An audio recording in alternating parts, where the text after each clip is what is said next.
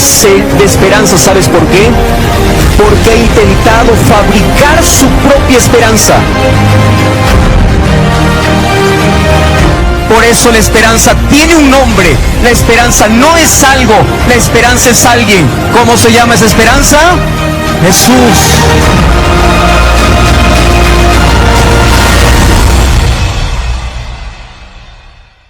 Vamos a orar en este momento. Oramos. Querido Dios, en nuestro corazón hay tanta gratitud porque después de un día de actividades, separamos este tiempo para poder reunirnos en este lugar para escuchar tu palabra. Gracias porque cuando entonamos aquella música que dice que aunque estamos en un conflicto, lucharemos a tu lado, nos da la convicción de que tenemos la victoria.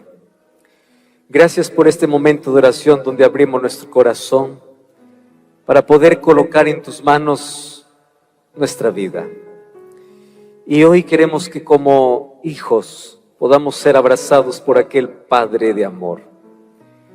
Tú hoy trajiste no visitas, tú has traído hijos. Y cada persona que esta noche está aquí en este lugar, viene para ser abrazado por ti. Que hoy podamos salir con el corazón lleno de esperanza, con nuestra vida llena de paz, con la convicción de que el encuentro que tenemos contigo es tan fortalecedor. Y hoy queremos una vez más abrir tu palabra, no solamente para poder descubrir la batalla que tenemos que luchar, sino para disfrutar de la victoria que Cristo ya ganó colocándose en nuestro lugar. Todos tenemos luchas, todos enfrentamos problemas. Hay tanta gente con dificultades. Probablemente hay personas aquí luchando contra una enfermedad.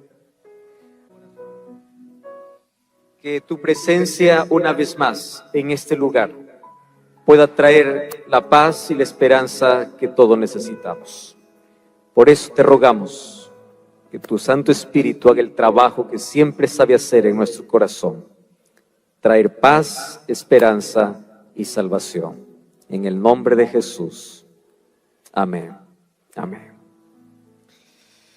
Cuánto me alegra poder saludar aquí todos ustedes y felicitaciones por participar de este encuentro.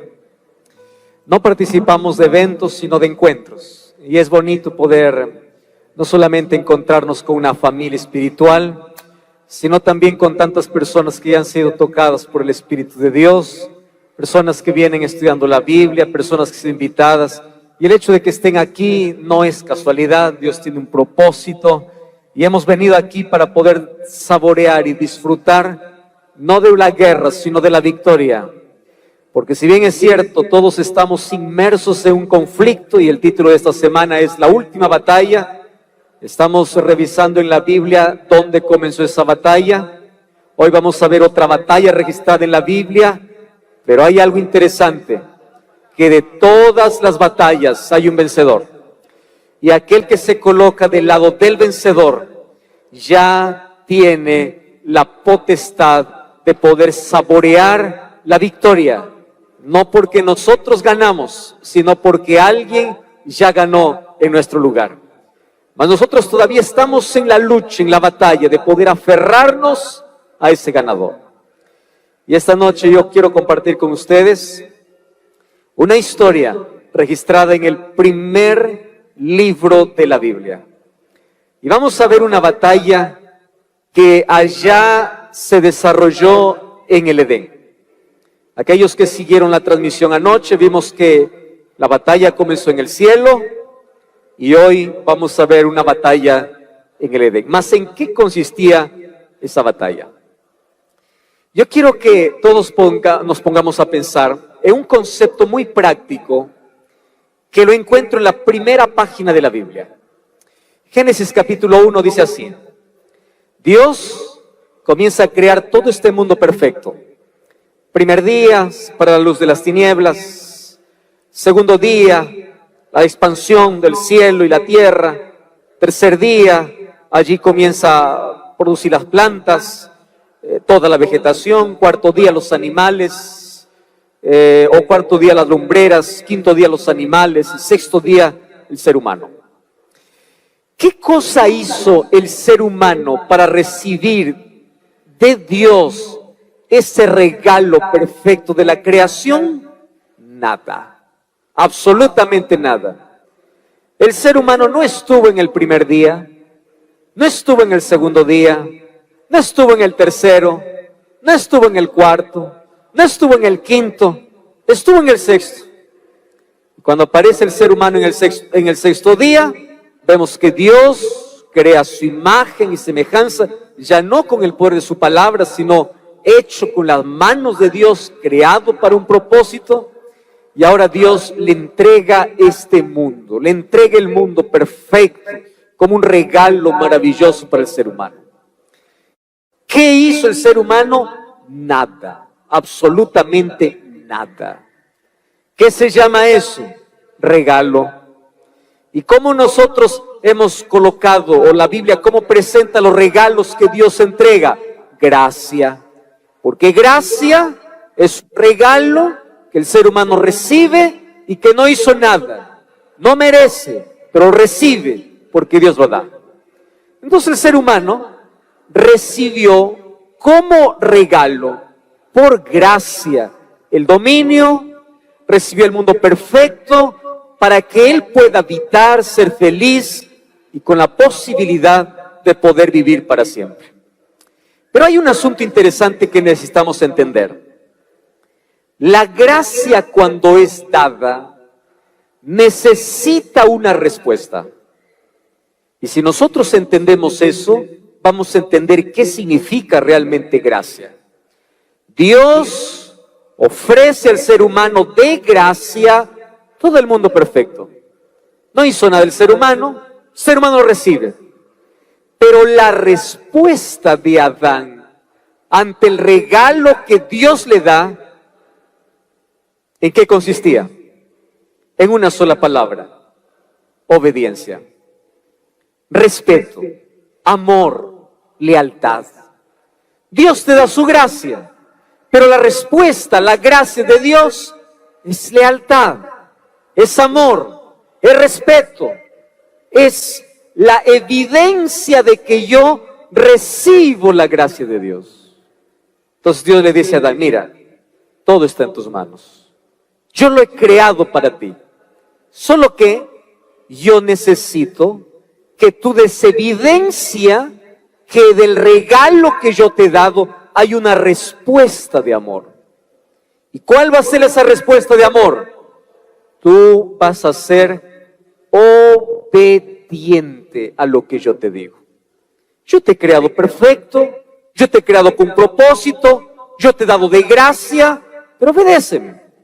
Y cuando vamos a la Biblia encontramos la orden clara que Dios da para Adán en Génesis capítulo 2, versículo 16. Dice así: mandó Jehová Dios al hombre diciendo: de todo árbol del huerto podrás comer, mas del árbol de la ciencia, del bien y del mal, no comerás. Porque el día que de él comieres, ciertamente morirás. La orden de Dios es clara. La línea que Dios coloca es nítida. Dios no da órdenes ambiguas. Dios no da órdenes oscuras, clara. Y es más, Dios le da una pequeñísima prueba. ¿Mas por qué necesitaba probar allí el amor de sus hijos? Porque si ellos pasaban esta pequeñísima prueba, ellos formarían parte de la familia celestial, disfrutando la eternidad. Pero antes de formar parte de la familia espiritual, ellos tenían que pasar la prueba de la libertad. ¿Qué cosa es la libertad? Dios creó al ser humano libre. Dios no lo creó el ser humano programado para obedecerle. Dios no colocó en el cerebro del ser humano un chip para que tú seas manipulado y para que tú puedas obedecer solo porque Dios así lo quiere. No, Dios quiere que tú lo ames y lo obedezcas por amor.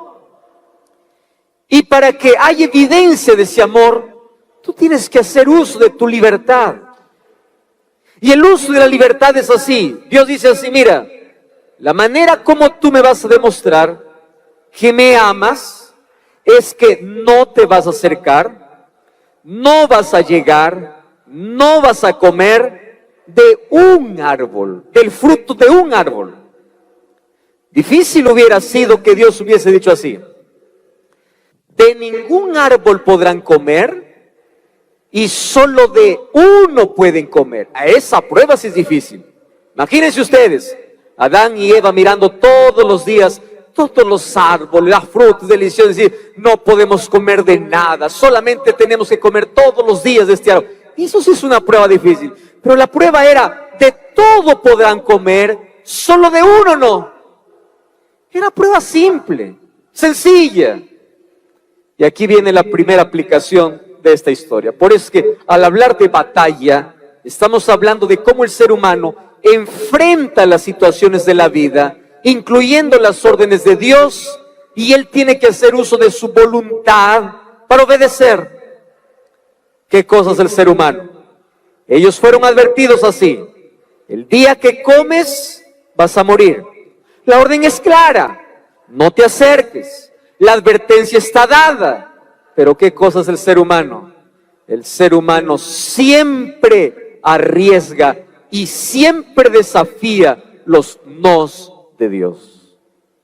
Y yo quiero en este momento dedicar unos minutos para decir lo siguiente. Cada vez que tú en la palabra de Dios encuentres que Dios te dice no, es porque te ama. Detrás de cada no de Dios hay una bendición para tu vida. Detrás de cada no de Dios hay una promesa para ti. Detrás de cada no de Dios hay un deseo de Dios. Yo sí quiero verte feliz. Cuando Dios te dice no, detrás de ese no está: yo sí quiero verte feliz. Yo no quiero verte sufrir. Yo no quiero verte en la amargura. Yo no quiero verte en la desgracia. Pero el ser humano lo interpreta mal. Dios dice no, el ser humano dice sí. Dios dice: no vayas a tal lugar. ¿Qué dice el ser humano? ¿Qué de malo tiene? Dios dice: no comas ciertos alimentos. El ser humano dice: pero es rico. Dios dice: no te cases en yugo desigual. Pero el ser humano dice: el amor todo lo puede. Dios dice no, y el ser humano siempre desafía los no de Dios, pensando que los no de Dios son prohibiciones de Dios. Pero quiero que entiendas, el no de Dios es protección para que no vayas por el camino de heridas, de desgracia. Los no de Dios son bendiciones. Por eso sus mandamientos siempre es no, no, no y no. Detrás de cada no está: sí quiero verte feliz, sí quiero verte con tu familia, sí quiero verte saludable, sí quiero verte con esperanza, sí quiero verte en paz, sí quiero verte salvo. Pero el ser humano desafía los no de Dios. ¿Cuántas veces tenemos que cargar una pesada cruz simplemente porque no hemos entendido que cuando Dios dice no, es no? Pero los seres humanos, ¿cómo nos gusta jugar con el riesgo? Y nos gusta cuestionar. ¿Y por qué no? ¿Y qué tal si me va bien? ¿Y qué tal si? Cuando el ser humano cuestiona los no de Dios, entra en el terreno peligroso de la muerte. Y aquí vemos a Eva. Eva fue advertida. Eva sabía que no debía acercarse. Eva sabía lo que no debía hacer. Pero ella, un día, separándose de su esposo, se acerca justamente al lugar que Dios había dicho no. ¿Tú estás entendiendo eso? La Biblia te protege, la palabra de Dios te protege. Y cuando Dios te dice no, es como tú como padre, le dices a tu hijo, no metas tu dedo en el enchufe que te vas a quemar. Y el niño puede pensar así, mi papá no me ama, porque yo sí quiero experimentar, ¿por qué no me deja experimentar? Y el papá dice, no quiero que sufras. ¿Cuántas veces Dios tiene que decirnos, no tomes ese árbol, no pruebes ese licor, no vayas por ese camino, no te cases con esa persona, no tomes esa decisión? Pero el ser humano insiste e insiste y se acerca justo al lugar que Dios le dijo, no te acerques. Y ay de aquel que se acerca al terreno prohibido, porque Satanás sabe cómo atrapar y cómo destruir al ser humano. Primera cosa que quiero que entiendas, los no de Dios son para protegerte y detrás de cada no hay un yo quiero verte feliz. Número 2, Satanás, él no te tienta y él nunca te va a llevar a su terreno a jalones. ¿Me estás entendiendo? Satanás no te obliga. Tú solito te vas con tus pies. Tú solito te acercas. La curiosidad, el deseo, el querer conocer algo nuevo, el vacío que llevas dentro, el querer experimentar cosas, te vas acercando, te vas acercando, te vas acercando. Y Satanás solamente está esperando que tú te acerques. Eso es todo. Él no te jala, Él no te obliga, solamente Él tira el maíz y deja que la gallina pueda venir. Y cuando te colocas en su terreno, Satanás usa una estrategia porque Él sabe que está en guerra. Él sabe que está en una batalla y Él sabe cómo destruir. Él sabe cómo arruinar un matrimonio. Él sabe cómo acabar la vida de un joven. Él sabe cómo destruir una persona. Él tiene estrategias y su estrategia no ha cambiado. La estrategia que usó en el jardín del Edén es la misma estrategia que el diablo usa hoy para destruir a miles de personas en el mundo. Y tú puedes preguntarte así, pastor, ¿y cuál estrategia que el diablo usa? Déjame entonces hoy decirte las 4 cosas que Satanás usa para destruir al ser humano. Pero después te voy a mostrar la solución para ese problema.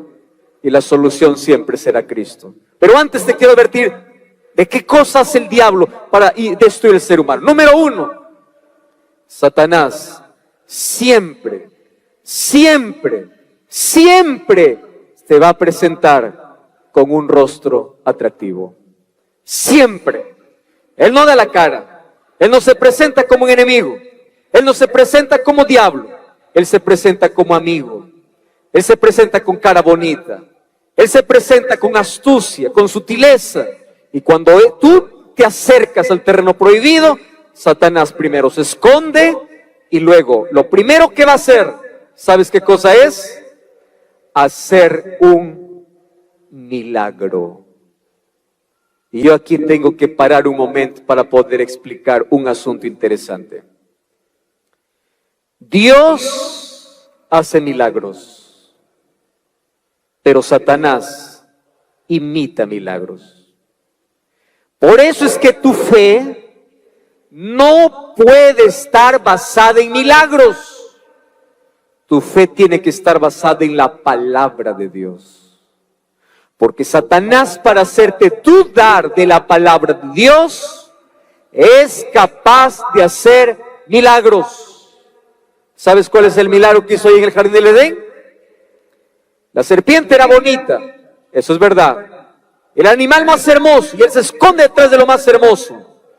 Pero el milagro que hace es que una serpiente comienza a hablar. ¿A quién no le sorprende ver un animal hablando? Adán y Eva conocían toda la creación. Ellos habían dado nombre a todos los animales. Ninguno de ellos hablaba. ¿Cómo es posible que una serpiente hable? Satanás es astuto. Cuando quiere colocarte en duda la palabra de Dios, es capaz de hacer llover milagros. Y hay gente que basa su fe en milagros que ven. Hace algún tiempo una persona me decía: pastor, yo voy a cierto lugar porque ahí está la presencia de Dios. ¿Y por qué? Porque todos los días hay milagros. Mucho cuidado. La presencia de Dios está cuando la palabra de Dios se abre, cuando la Biblia se abre, cuando se ora, cuando se somete a Dios, no cuando hay milagros. Los milagros suceden cuando Dios quiere y como Él quiere, pero el milagro no es la evidencia de que Dios está. La serpiente estaba hablando y Dios no estaba en la serpiente. Estaba ocurriendo un milagro en el Edén y Dios no estaba haciendo ese milagro. El diablo también puede hacer milagros para hacerte desviar del camino correcto.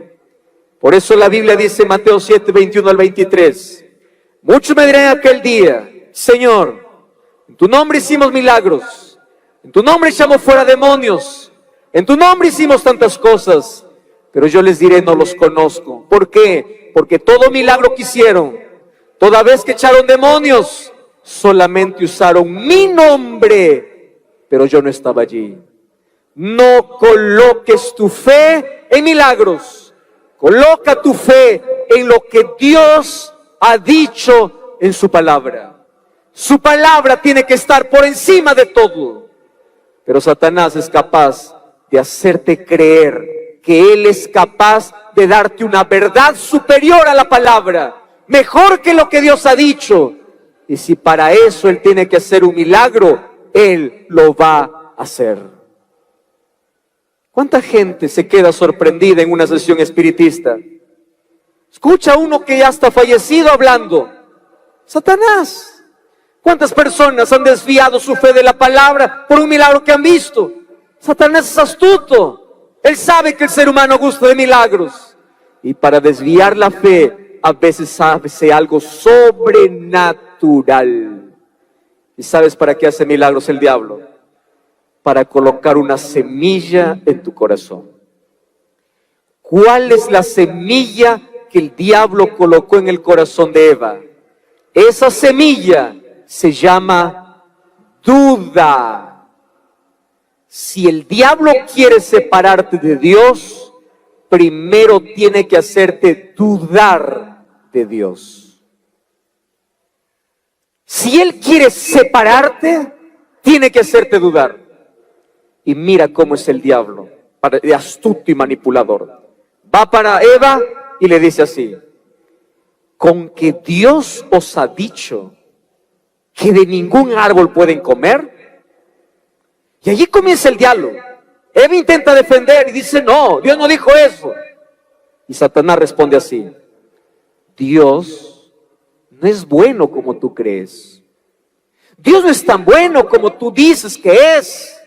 Porque si Dios fuese bueno, Él no te prohibiera nada. Y si te está prohibiendo que no comas de este fruto, es porque Él no quiere que tú seas como Dios. ¿Acaso no es lo mismo que hoy dice el diablo a las personas? Dios no te ama. Porque si Dios te amara, ¿por qué hay prohibiciones? Dios no te ama. Porque si Dios te amara, ¿por qué te prohíbe aquello que tanto anhelas? Aquello que tanto deseas. ¿Por qué Dios tiene que decirte no si tú lo quieres? Y el diablo intenta hacerte dudar del amor de Dios. Y Él te dice: yo te voy a presentar un camino mejor, un camino diferente, un camino de libertad, donde andas por la vida disfrutando de fiesta en fiesta. ¿Qué religión? ¿Qué iglesia? Deja eso para personas ignorantes. Yo te presento un camino de drogas alucinógenas, de sustancias, de fiesta, de placer, de libertad, sin reglas, sin prohibiciones, un camino de felicidad. Ah, mucho cuidado, porque Él nunca cumple lo que promete. A un borracho le lleva a la cantina, le lleva a un bar y le dice: vamos, allí en el bar soluciona sus problemas. Y allí va la persona, pide una caja de cerveza, 2 cajas de cerveza, toma, se ríe, llora, disfruta con los amigos, pero los amigos se van y se queda vacío. Llora de frustración, tiene que beber más, su familia está en la miseria, el diablo prometió felicidad y lo único que tiene es culpa, vergüenza, miseria, dolor, porque él nunca cumple lo que promete. Jamás.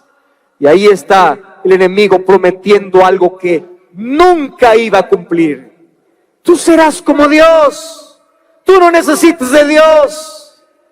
Y ahí viene la otra manera de que el diablo coloca duda en el corazón. ¿Sabes cuál es la segunda semilla? La duda es así. Tú puedes desobedecer y no va a pasar nada. Tranquilo. Desobedece. ¿Cuál es la consecuencia? Si Dios te ama, Él te va a perdonar. Y hay tanta gente que lucha con el pecado, que se hunde en la vida y dice, sí, pero Dios me perdona. Y continúa, pero Dios me perdona. Estrategia del diablo para seguir hundiéndote. Y ahí está Eva, dialogando con el tentador. Y aquí viene la tercera o cuarta estrategia del enemigo. Cuando Satanás quiere destruirte, siempre usará tus sentidos. ¿Cuáles son los sentidos? Ojos, olfato, oído, paladar, tacto. Mira cómo Satanás aquí usa los sentidos. ¿Qué cosa fue lo primero que Eva allí hizo cuando se acercó al terreno prohibido? Lo primero que hizo es escuchar. ¿Qué sentido usó? Oído. Luego, ¿qué cosa hizo? Dice, vio. ¿Qué sentido usó? Visión. Luego dice que ella tomó. ¿Qué sentido usó? Tacto. Y luego dice que comió.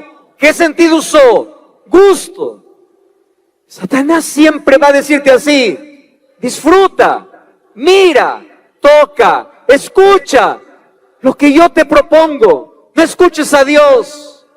Y hay tanta gente que coloca a sus sentidos por encima de la palabra de Dios, a sus sentimientos por encima de la palabra de Dios. Hay tanta gente que más le importa lo que siente que lo que Dios dice. ¿Cuántas veces yo converso con personas? Le digo, tú conoces el camino, sabes la decisión que debes tomar. ¿Sabes qué me dice la persona? Pastor, es que yo me siento bien aquí. No importa si está mal, yo me siento bien. Vivimos en un momento en que la gente cree más en sus sentimientos que en la palabra de Dios.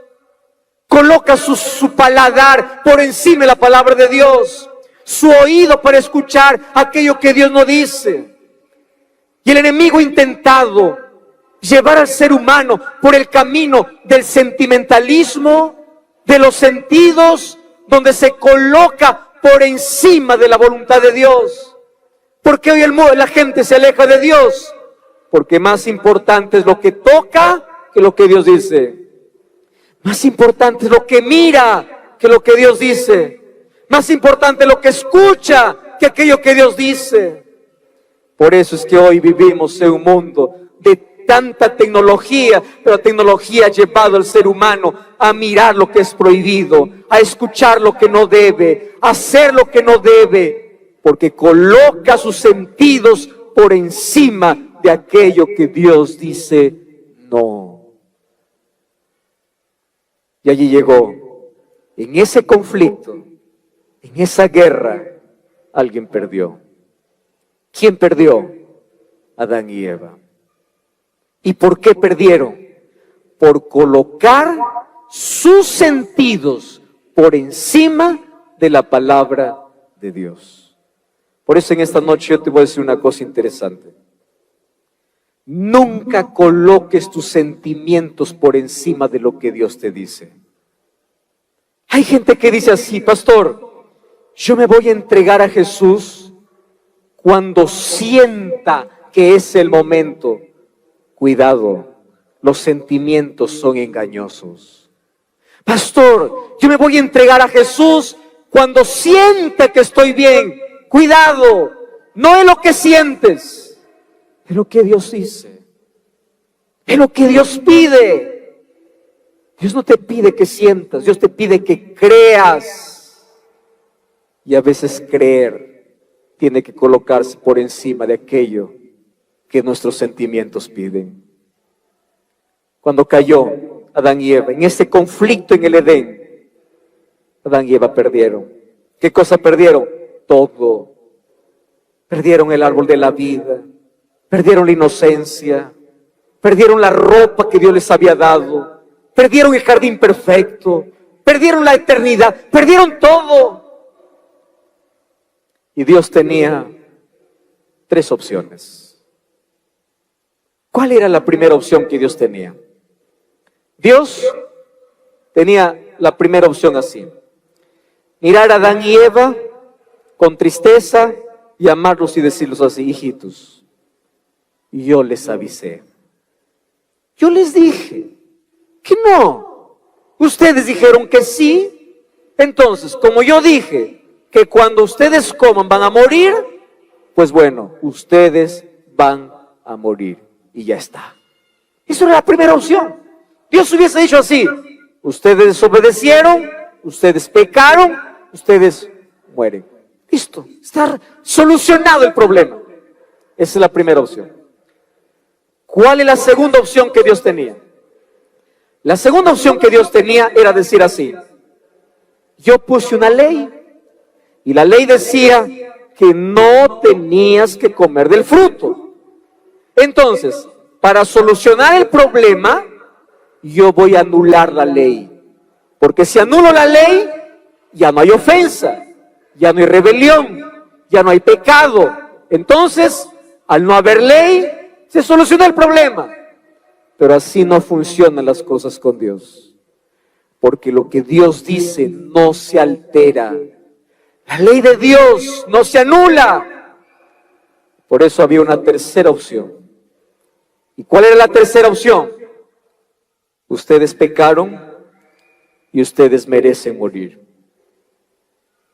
Pero la tercera opción es que muerte va a haber. La ley se va a cumplir. Pero en lugar de que ustedes mueran, yo voy a morir por ustedes. Esa se llama el plan de salvación, que finalmente se resume en una sola palabra. ¿Qué palabra? Sustitución. Dios se colocó en el terreno de la muerte donde yo tenía que pasar. Dios sufrió el castigo que yo merecía pagar. Él pagó la culpa que yo merecía. Su ley no fue anulada. Adán y Eva no pagaron las consecuencias finales del pecado. Y vino Jesús y les devolvió la esperanza. ¿Y cuál es la esperanza? Allí en el capítulo 3, es interesante lo que dice allí en el capítulo 3. Allí en el versículo 22, versículo 21 dice así: y Jehová Dios hizo al hombre y a su mujer túnicas de pieles y los vistió.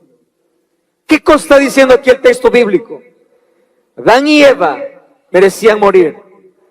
Y ese día sí hubo muerte en el Edén, pero no murieron Adán y Eva. Murió un cordero o dos corderos en el lugar del pecador. Dos inocentes animales. Y mientras eran degollados esos dos corderos, Adán y Eva entendieron lo grave de su transgresión. Porque aquellos corderos representaría a Jesús tomando su lugar, tomando su vergüenza, tomando su miseria, tomando su tragedia, tomando su pecado, para decir: tú mereces morir, pero yo lo voy a hacer por ti. Ese es el plan de salvación. Y en esta noche yo quiero decirte lo siguiente: ¿qué tiene que ver esto con mi vida? ¿Qué tiene que ver esa historia conmigo? Tres cosas tienes que entender. Número uno, Todos estamos en un conflicto y todos tenemos un terreno que no debemos pisar, pero en algún momento de la vida hemos ido. Todos hemos caído, todos merecemos morir, pero alguien tomó nuestro lugar. Alguien tomó nuestro lugar. Alguien ya tenía un plan de salvación. Y antes que Cristo diga, haya luz, en la eternidad se dijo, haya cruz. La cruz sería el símbolo de mayor derrota y de la mayor victoria, donde Jesús tomaría nuestro lugar para poder salvarnos. Y sabes una cosa, allí comienza el plan de salvación. Solo que antes de la muerte de ese cordero, el plan de salvación comienza con una pregunta. ¿Y cuál es la pregunta de Jesús? Adán, ¿dónde estás? Y esta noche quiero decirte que la Biblia está llena de preguntas. Y cada vez que Dios pregunta, no es porque Dios no sabe la respuesta. Cada vez que Dios pregunta, es porque quiere que tú sepas cuál es tu condición. Adán, ¿dónde estás? ¿Qué cosa es lo que Dios pedía de Adán? ¿A qué distancia estás de mí? ¿Por qué te has escondido? ¿Por qué has huido? ¿Dónde estás? No es que yo no conozco dónde te escondes. El problema es que quiero que tú reconozcas dónde estás. Estás perdido. ¿Qué haces huyendo de mí? Intentando solucionar tus problemas con tus propias manos, cuando yo soy la solución. Y el plan de salvación comenzó con una pregunta, y el plan de salvación continúa con una pregunta. Raquel, ¿dónde estás?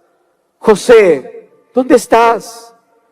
¿Qué haces acabando tu vida en un bar? ¿Qué haces acabando tu juventud en la droga? ¿Qué haces desperdiciando tu vida lejos de mí? ¿Dónde estás?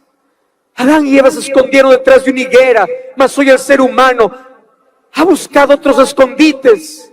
Se esconde detrás de la duda, detrás de la incredulidad, detrás de la indiferencia. Hoy el ser humano se esconde detrás de una religión.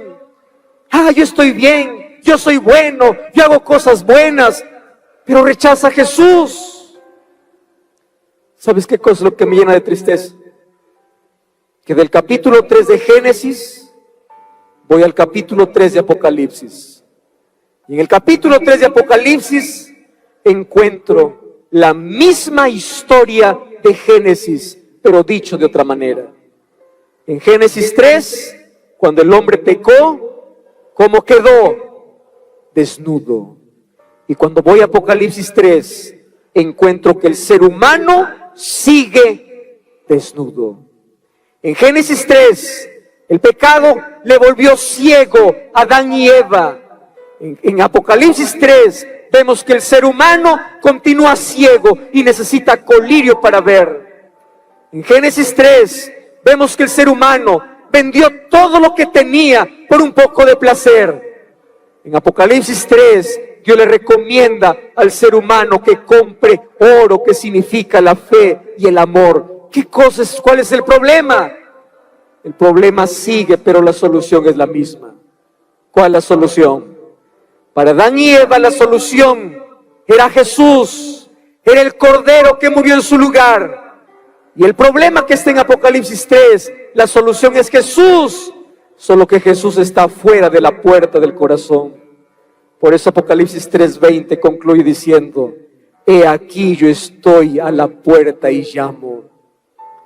Y hay tanta gente que se esconde detrás de una puerta, de la puerta de la duda, de la puerta de indiferencia, de la puerta de incredulidad. Jesús sigue llamando, yo estoy. Y tú adentro crees que estás bien, pero no lo estás. Estás ciego. El pecado te encegueció. Tú no ves tu realidad. Estás desnudo. Mas Cristo quiere cubrirte. Mas para eso tú tienes que abrir la puerta. He aquí, yo estoy a la puerta y llamo. Es el mismo llamado que antes Jesús hace diciendo, ¿Dónde estás? ¿Dónde estás? ¿Dónde te escondes? Amigos queridos, el pecado nos trajo miseria, dolor, vergüenza, muerte, desnudez. Nos quitó los mayores privilegios de Dios. Y puede ser que esta noche yo esté hablando para alguien que ya entró en el terreno prohibido. Estoy hablando para alguien que está cargando la culpa que Adán y Eva cargaron, el miedo que Adán y Eva cargaron, y te escondes de Dios. Te estás escondiendo en un bar, te estás escondiendo detrás de un cigarrillo, te estás escondiendo detrás de una fiesta, te estás escondiendo detrás de algo que la vida te ofrece para intentar solucionar tu problema. Mas en el nombre de Dios te digo, la solución para tu problema no está en una sustancia, no está en un cigarrillo, no está en una fiesta. La solución para tu problema está en el Cordero, y ese Cordero es Jesucristo, a quien tú tienes que aceptar. Solo Él te puede llenar, solo Él te puede cubrir, solo Él te puede salvar. Deja de estar cargando tu culpa, tu vergüenza, tu miseria. Puede ser que hayas caído en el pecado, pero la gracia de Dios te restaura. La gracia de Dios te levanta. Y hoy, por la gracia de Dios, puedes volver a casa totalmente restaurado. No importa cuán bajo hayas caído, o no importa cuán lejos hayas ido, la gracia de Dios es mayor que tu pecado. No importa la herida que tengas, solo no rechaces la medicina que Dios te da. Porque finalmente la salvación no depende de lo que tú das para Dios, sino lo que Dios te ofrece para ti. Y esta noche Dios te ofrece la misma solución que dio para Adán y Eva, hoy te ofrece para tu vida. ¿Sabes qué cosa te ofrece Dios? Cubrir tu vida. No con hojas de higuera, sino con pieles de cordero. Hoy Jesús promete llenar tu vacío, no con placeres momentáneos, sino con su preciosa sangre. Hoy Jesús promete liberarte de la culpa, no con sustancias del mundo, sino con su poder. Hoy Jesús puede restaurar tu vida, mas hoy tú necesitas responder a la voz de Jesús que te dice: ¿dónde estás? ¿Dónde estás? Deja de esconderte de Dios y comienza a recibir por su gracia aquello que Dios tiene para ofrecerte hoy. Por eso, en el nombre de Jesús, en esta noche, yo te voy a hacer una invitación. Y esta invitación es para ti, que ya cruzaste la línea de lo prohibido, que ya cometiste errores en la vida, que ya probaste el fracaso. Ya sabes que es la derrota, ya andaste en la miseria, ya te sientes desnudo y vacío por dentro. La voz de Jesús esta noche nuevamente se deja escuchar allí donde tú estás sentado y te dice: ¿dónde estás? ¿Dónde estás, José Luis? ¿Dónde está Roberto? ¿Dónde estás, Ana? ¿Dónde está Raquel? ¿Dónde estás, Juan? Deja de esconderte y ven, porque yo tengo la solución para tu problema. Yo quiero cubrirte con mi gracia. Yo quiero salvarte. Deja de esconderte. Y si esta noche tú quieres decirle: Señor, aquí estoy. Vengo con mi pasado. Vengo con mi culpa. Vengo con la vergüenza de mis errores. Esta noche, si tú dices: aquí estoy, Dios estará listo para cubrirte de su gracia. Por eso esta noche quiero preguntar: ¿quién será el primero, la primera persona que en el nombre de Dios, de allí donde está sentado, se levantará, dejando su hoja de higuera, dejando de esconderse detrás de la puerta, para decir a Jesús: aquí estoy, Señor, yo necesito de tu gracia, yo necesito de tu gracia?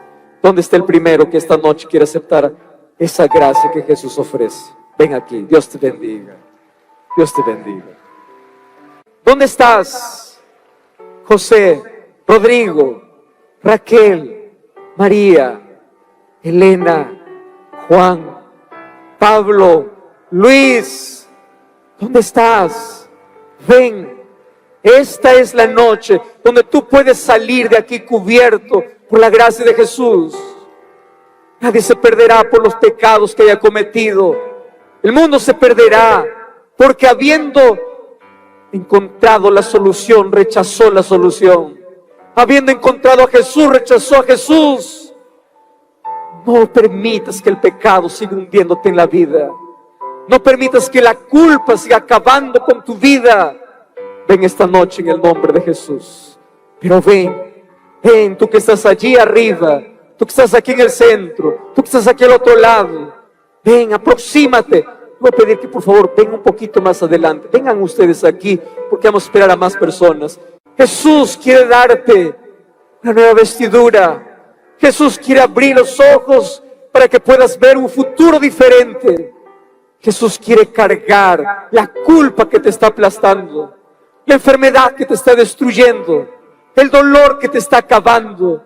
Es el mayor milagro que quiere hacer en ti, es transformar tu corazón, es cambiar tu vida, es transformar tu historia. Pero no te escondas, no te quedes con la indiferencia, no te escondas detrás de un árbol, detrás de una religión, detrás de tus obras de bondad. No te escondas detrás de lo efímero, no te escondas detrás de lo que este mundo ofrece. Ven a Jesús esta noche. Ven de donde estás. Qué lindo es poder ver aquí un grupo de personas aceptando a ese maravilloso Jesús. Mas esta noche quiero llamar una vez más a aquel que todavía está sentado. Ya probaste muchas cosas en la vida. Ya hiciste tantas cosas que destruyeron tu vida. Es el momento de cambiar nuestra historia. Es el momento de correr a Jesús. Es el momento de parar de huir para poder refugiarnos en los brazos de Cristo. Por eso no te quedes allí. Con todo el amor del cielo, yo te invito a aceptar a ese Jesús que hoy te ofrece salvación. A ese Dios que hoy te promete una nueva vida. A ese Cristo que hoy quiere caminar contigo y quiere mostrarte un camino de victorias después de tantas derrotas que has tenido en la vida. Ven, este es el lugar de victoria. Este es el lugar donde comienzan nuestras mayores victorias de la vida. Desde el momento que nos aproximamos a Jesús, dejando nuestra indiferencia, dejando nuestro árbol o nuestra puerta para permitir que Jesús entre. Si tú todavía estás ahí luchando, ven esta noche que yo quiero orar por ti. Mas yo quiero hablar para este lindo grupo que está aquí esta noche. Queridos, Dios los trajo a este lugar porque Él quiere ofrecerles su gracia. Todos tenemos una historia que contar en la vida. Todos tenemos un pasado del cual probablemente nos avergonzamos. Todos cargamos algo que nos destruye. Mas esta noche, por la gracia de Dios, vamos a dejar todo en las manos de Dios. Esta noche vamos a salir con paz en el corazón. Esta noche vamos a salir con la seguridad de que Dios tiene el control de la vida y que somos cubiertos por su gracia. Por eso allí donde tú estás, si tú ya aceptaste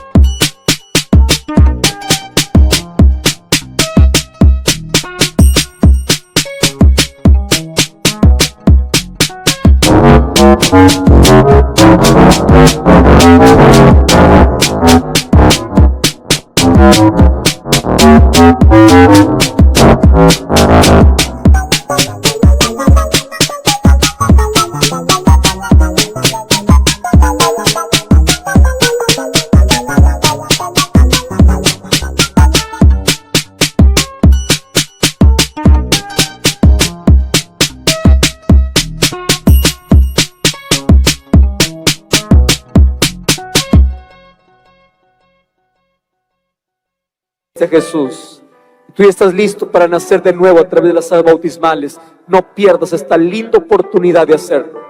Mientras tanto, yo voy a estar orando por ti. Vamos a orar.